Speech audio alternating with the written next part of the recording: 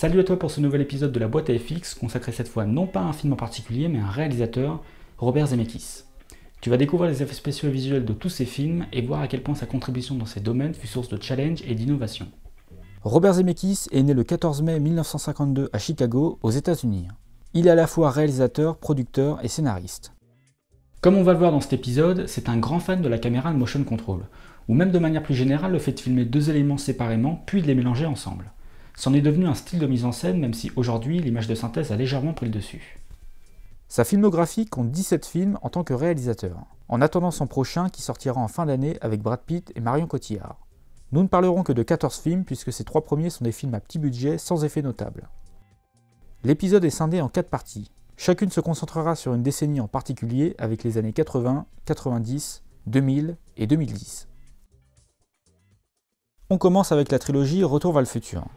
Le premier film sort en salle le 3 juillet 1985. Il contient une trentaine de plans truqués optiquement et c'est ILM qui s'en charge. Déjà, le plan d'ouverture est assez costaud et nécessite une journée de tournage, avec à peu près 3 ou 4 prises. On voit d'abord les horloges qui sont toutes à la même heure. Comme il y en a beaucoup trop pour les régler en même temps une par une, il faut alors une vingtaine de personnes qui tirent des ficelles afin de toutes les maintenir synchronisées. Il y a ensuite une personne pour lancer le café, puis une autre pour les toasts, et enfin la mise en route du système de nourriture pour le chien, inventé spécialement pour le film. Le décor le plus important de la trilogie est Hill Valley, et en particulier la place de l'hôtel de ville. Tout ça est construit à l'arrière des studios Universal. Le parking est remplacé par une pelouse. Un semblant d'hôtel de ville est déjà présent, mais il rajoute un toit sur le dessus avec une horloge. Le concept du film est de montrer la même ville à deux époques différentes. Il considère que le plus efficace est de créer d'abord la version 1955, tourner les scènes adéquates, puis transformer le tout en version 1985 et continuer le tournage. Concernant la DeLorean qui permet de voyager dans le temps, il existe 3 versions. Une version vitrine lorsqu'elle est à l'arrêt, où tous les éléments qui la constituent sont présents. Une seconde utilisée pour les scènes de conduite et de cascade, où il y a un peu moins d'éléments de design dessus. Et la troisième qui n'est que l'intérieur de la voiture. Dans tous les films à effets spéciaux des années 80, il y a toujours des éclairs. Retour vers le futur ne manque pas à l'appel et en a également à foison quand la DeLorean s'apprête à changer d'époque. Mais aussi à la fin, lorsque la foudre frappe l'horloge de l'hôtel de ville. Pour ce genre d'effet, pas d'ordinateur, mais du dessin image par image. Les éclairs sont dessinés avec de l'encre noire sur papier blanc. Puis, à l'aide de procédés optiques, ils impriment un négatif de l'image qui inverse les couleurs, donnant ainsi du blanc sur du noir. Ils font une double exposition, ce qui rend le blanc plus puissant, et rajoutent une couleur ainsi qu'un effet de glow pour que ce soit plus diffus. Manque plus qu'à le compositer sur la prise finale. Pour la DeLorean, le concept est le même. Il dessine donc les néons bleus éclatants, les comètes lumineuses, le champ d'électricité devant la voiture et des étincelles. La voiture fait à chaque fois une explosion et 2 traînées de flammes qui sont réalisées sur le plateau. Les acteurs sont filmés sur fond bleu quand les flammes leur passent entre les jambes. Retour vers le futur 2 et 3 sont tournés l'un à la suite de l'autre avec un tournage s'étalant sur 11 mois. Certains acteurs décident de ne pas reprendre leur rôle pour des raisons soit personnelles, soit artistiques. Pour le rôle de Jennifer, il change d'actrice. Pour celui de George, il tue le personnage dans l'histoire, mais il remplace aussi l'acteur en le filmant de loin. Quand Marty et Doc arrivent en 2015, c'est ici que la plupart des effets importants du deuxième film prennent vie. On a d'abord le hoverboard qui est collé aux pieds des acteurs, qui sont eux-mêmes accrochés par des câbles maintenus par une petite grue sur un camion, ou alors sur une installation au-dessus de l'eau pour certains plans. Par contre, quand on ne voit pas les pieds, l'acteur est simplement sur une plateforme qui roule. Pour que les chaussures de Marty se lassent automatiquement, il n'y a pas de secret, c'est simplement des techniciens qui lassent en même temps les chaussures. Le requin en relief est créé par ordinateur.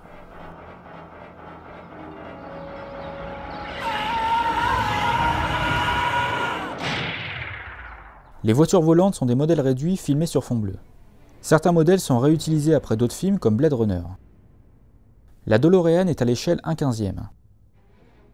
Un des meilleurs effets du film est probablement dans ce plan lorsque la voiture atterrit et va se garer, car le poteau en plein milieu de l'image fait la transition entre le modèle réduit qui atterrit et la voiture taille réelle qui roule et se gare. Modèle réduit, voiture taille réelle. Transition parfaite.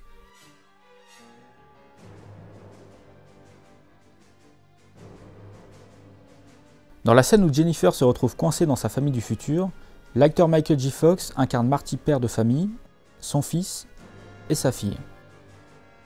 Lors du dîner familial, les trois personnages se retrouvent dans le même cadre. ILM invente alors une nouvelle caméra de motion control qui s'appelle la VistaGlide, afin de filmer chaque portion de l'image séparément. D'abord l'acteur incarne le père, puis le fils, puis la fille. Tous les objets qui ne bougent pas dans la scène sont collés à leurs supports respectifs. L'environnement doit être identique pour chaque prise où l'acteur change de personnage. Et c'est d'ailleurs la première fois dans l'histoire des effets spéciaux qu'un acteur réussit à créer de l'interaction physique entre les différents personnages qu'il incarne en même temps. Un système de playback est intégré permettant de revoir la prise, pour que l'acteur qui joue le double puisse se synchroniser sur les mouvements et dialogues qu'il vient de faire. Cette caméra est fortement utilisée à la fin quand Marty et Doc retournent en 1955. Tous les acteurs rejouent les scènes du premier film, mais cette fois avec de nouveaux points de vue. Marty, Doc et Biff sont donc tributaires de la VistaGlide pour s'intégrer aux côtés de leurs homologues plus jeunes ou plus vieux. Dans le troisième film, le Hill Valley de 1885 n'est pas reconstitué à l'arrière des studios Universal, mais dans la ville de Sonora, en Californie. La scène avec le train à la fin est la plus importante du film en termes d'effets. Au moment où le train fait le grand plongeon dans le ravin, c'est bien évidemment une maquette.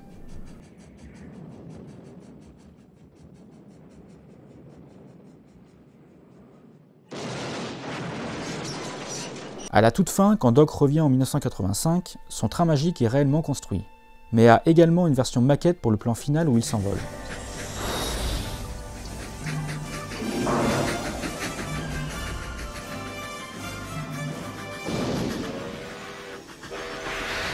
La trilogie Retour vers le futur est finalement un gros succès en salle, bien que les scores soient malheureusement dégressifs à chaque film.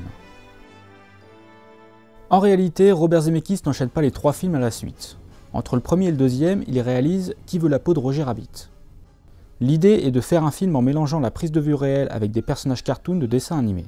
Ce genre de concept avait déjà été concrétisé plusieurs fois par le passé, et le tout premier est un épisode d'une série de courts-métrages, Out of Inkwell, et réalisé par Max Fletcher. Ça parle d'un clown qui ne veut pas rester sur le papier du dessinateur mais veut aller dans le monde réel. Le dessinateur fait aussi une incursion dans l'animation. Arrive plus tard en 1940, avec les personnages cartoon de la Warner pour le film « Vous devriez faire du cinéma ».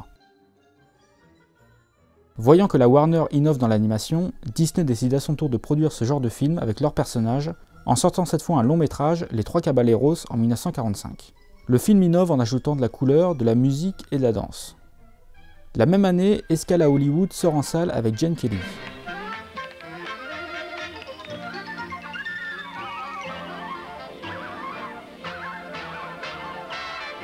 Mais le film le plus populaire utilisant cette technique est Mary Poppins en 1964, qui atteint cette fois les 10 minutes d'animation dans un film en live action. Dans Roger Rabbit, les personnages cartoon sont dessinés à la main par des animateurs. D'abord, ils dessinent les personnages par-dessus l'image d'origine, ce qu'ils appellent l'étape du pencil test, afin de synchroniser leur animation avec la prise réelle. Ensuite, il faut rajouter de la couleur.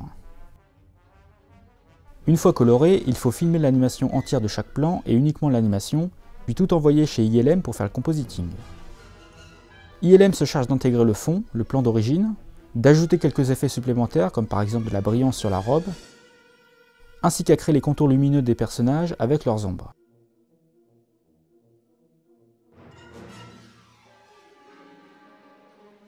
Le challenge du film est de créer de l'interaction physique entre les cartoons et les objets réels.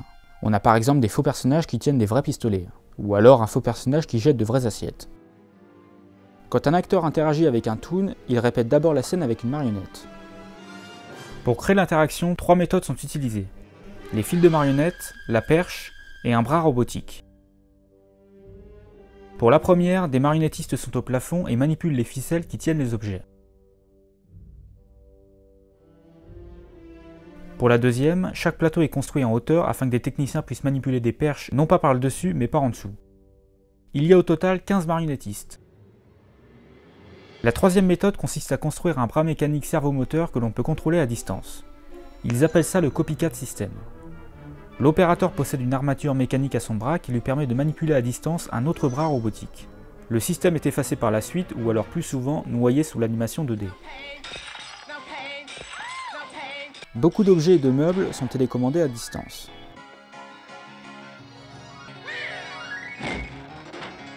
À part ça, quand le détective conduit la voiture Toon, il conduit en réalité un début de voiture où il n'y a que le strict minimum. Lorsqu'il apparaît dans la ville Toontown, il est intégralement filmé sur fond bleu.